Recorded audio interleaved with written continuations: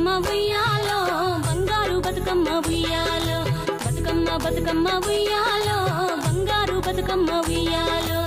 ఆనాటి కాలాన ఉయ్యాలో ధర్మాంగుడను రాజు ఉయ్యాలో ఆ రాజు భార్యయు ఉయ్యాలో అతి సత్యవతి అన్రు ఉయ్యాలో